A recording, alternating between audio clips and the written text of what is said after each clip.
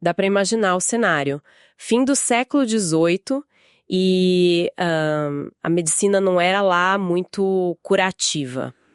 Parecia mais filme de terror, né? Exato. Médicos andando por aí com potes de sanguessugas. Sangrias também. Nossa, assim, sangrias que drenavam as forças de quem já estava doente, prescrevendo metais pesados, tóxicos como se fosse bala de hortelã.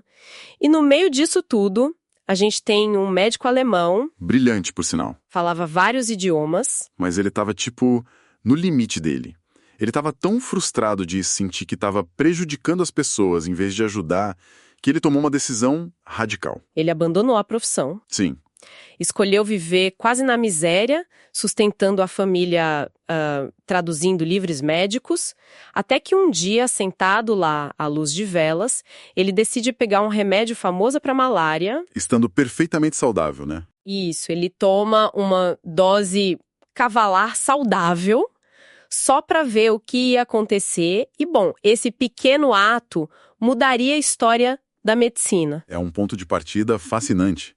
E o que torna essa história tão relevante hoje é que esse experimento pavimentou o caminho para uma das abordagens mais complexas da saúde. Com certeza. E o nosso objetivo nessa imersão hoje é justamente criar uma espécie de aula magna, uma viagem imaginativa para quem está na formação em homeopatia clássica, sabe? Para quem estuda isso, tem sempre aquela necessidade de ir além do básico, né? Exatamente. Vamos desvendar a essência da lei dos semelhantes. Como isso age no corpo, mas olhando não só para o fundador, o Samuel Hahnemann, mas também com a visão moderna do grande mestre George Vithoulkas. E para fazer isso direito, a gente precisa fugir daquele tom de enciclopédia poerenta. Nada de ler índice de livro aqui. Exato. Quando a gente lê os textos originais, as aulas do Vithoulkas, a gente percebe que é um campo de energias dinâmicas. O corpo humano tem uma inteligência feroz. E a homeopatia não tenta lutar contra o corpo, né? Ela atua meio que como um espião aliado das defesas. Mas, para entender isso hoje, a gente precisa voltar para aquela mesa de madeira, na Alemanha de 1790. Aquele inverno foi o marco zero. Hahnemann estava traduzindo a obra do William Cullen, que era um médico escocês muito respeitado. Era a grande enciclopédia farmacológica da época. Isso, a matéria médica. E o Cullen afirmava categoricamente que a casca de quina, a cinchona, que tratava malária, ela curava a doença por causa do sabor. Sabor amargo, né? Ele dizia que o sabor amargo causava uma ação no estômago. E isso curava a malária. O que, bom, soa ridículo hoje. Sim, mas era a ciência de ponta.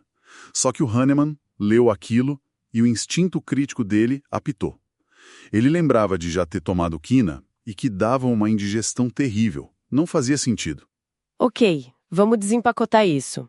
É como se a única maneira de curar uma ressaca de café fosse tomar um expresso muito específico e diluído. Parece loucura à primeira vista. Parece mesmo, mas ele, inconformado, resolveu colocar a própria pele em jogo. Ele tomou 4 dracmas de casca de quina 2 vezes ao dia. Gente, 4 dracmas não é uma gotinha. Não, é uma dose massiva. Tipo 15 gramas de um pó muito potente. E a reação do corpo foi imediata. Nossa! Ele relata com uma precisão incrível. As pontas dos pés e mãos ficaram geladas, coração disparou, a cabeça latejava de calor. Ele reproduziu a malária? Sintoma por sintoma. A febre intermitente.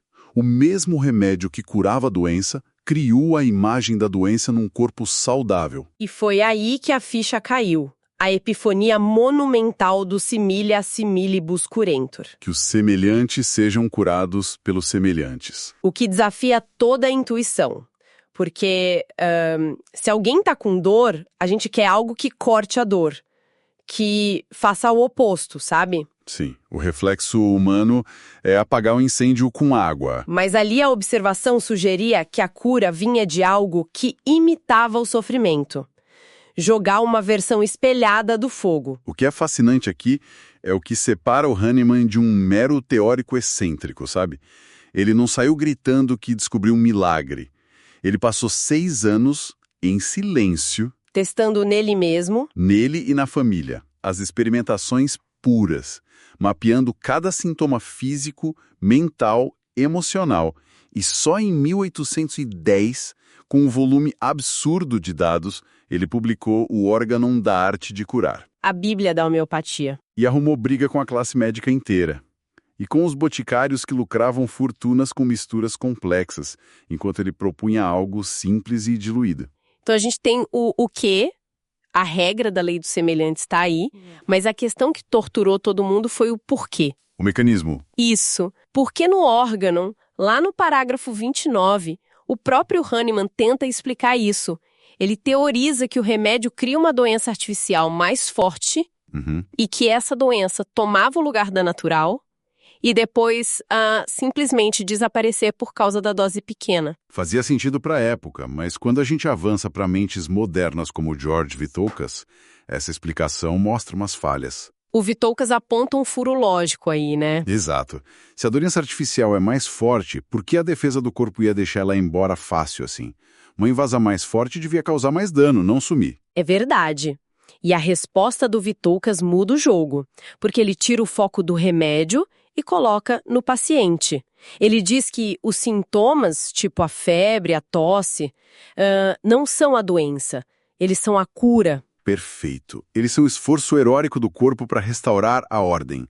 Se entra uma bactéria, o corpo sobe a febre de propósito para queimar o invasor. A febre é a cura agindo. Precisamente. É a cibernética aplicada à saúde. O corpo busca o equilíbrio. Quando se dá o similimum, aquele remédio exato para a totalidade dos sintomas, o homeopata não está dando uma nova doença. Ele está estimulando na mesma direção. Isso.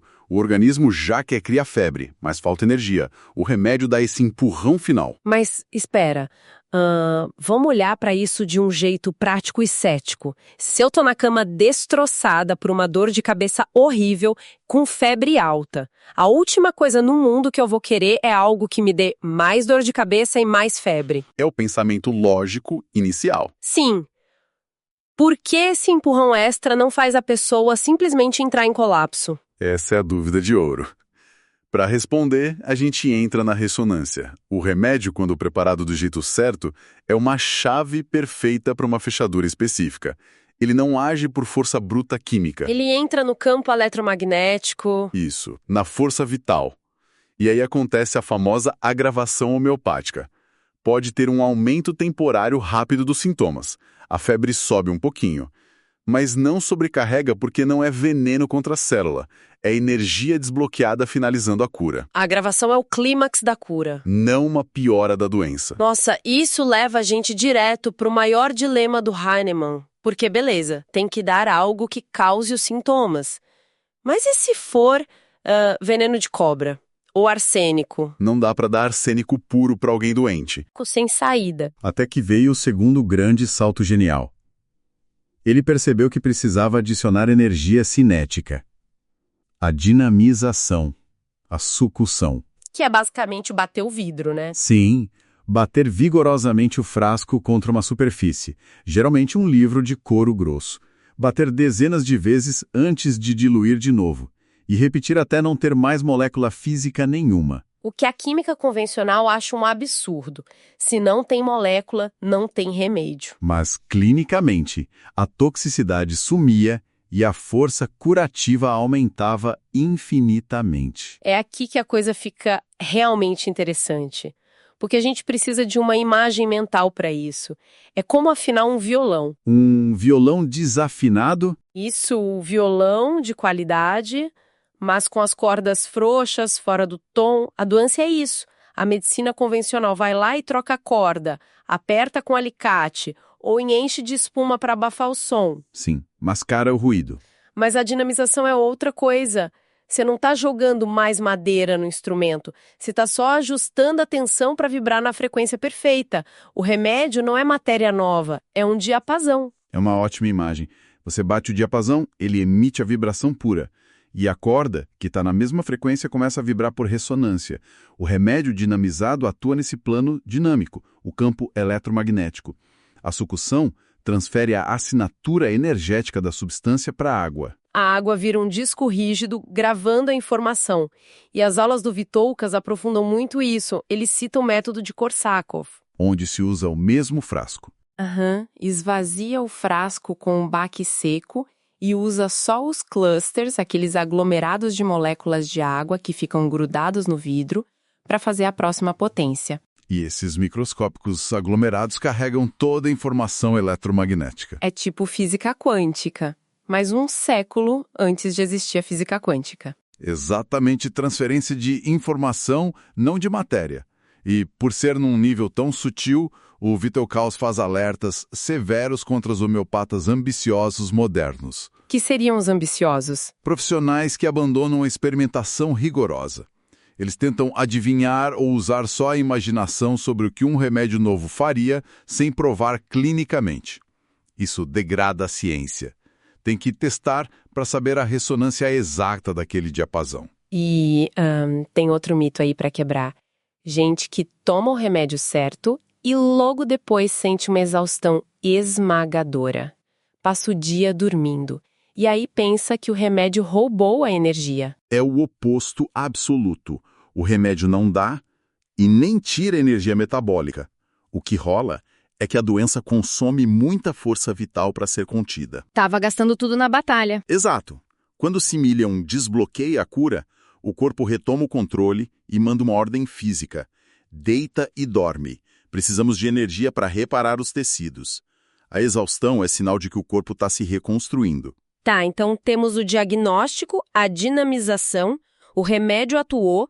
Como a gente e quem estuda a homeopatia sabe que deu certo de verdade? Na alopatia é fácil, né? A dor passou, o exame melhorou, pronto. É o sucesso visível. Sim. Mas se a homeopatia olha para a energia como um todo, como saber que não é só supressão ou um placebo? Tem que ter uma bússola, um mapa para mapear a cura. E esse mapa é o maior tesouro clínico, a lei de Hering.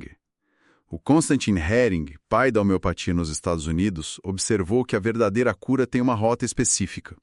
De cima para baixo, de dentro para fora e dos órgãos mais importantes para os menos importantes. O Vitoukas detalha isso numa hierarquia da saúde, né? Isso. O espiritual e mental no topo, o emocional no meio e o físico na base.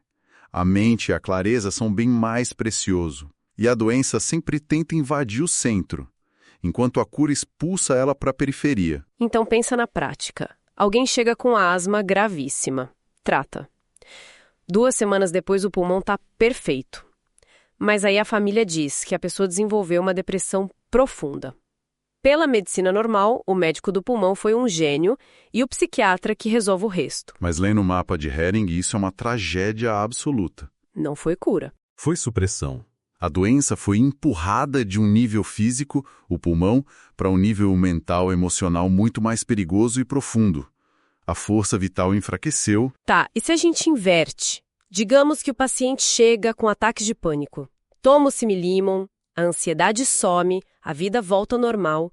Mas aí, do nada, as pernas enchem de uma erupção cutânea vermelha, coçando pra caramba. Isso levanta uma questão importante e o estudante precisa entender muito bem. Porque falar pra pessoa ficar feliz com alergia é quase pedir pra levar um processo. É um desafio de comunicação imenso, mas clinicamente é motivo de festa. A força vital recuperou energia e pegou o sofrimento que estava no centro mental e jogou para a fronteira mais extrema do corpo, a pele. De dentro para fora. Exato. E o homeopata tem que resistir à tentação de suprimir essa queixa nova com uma pomada de cortisona. Se apagar a pele à força, a ansiedade volta. Tem que deixar o corpo finalizar a obra de cura. Uau! E é por isso que o Vitoukas critica tanto a polifarmácia. De dar 20, 30 remédios misturados. Fortemente. Isso cria uma cacofonia, destrói a ordem de Hering. O corpo entra em colapso tentando interpretar 20 diapasões ao mesmo tempo. Confusão total na mente e no corpo. O médico perde a bússola. Se melhora ou piora, não sabe o que causou.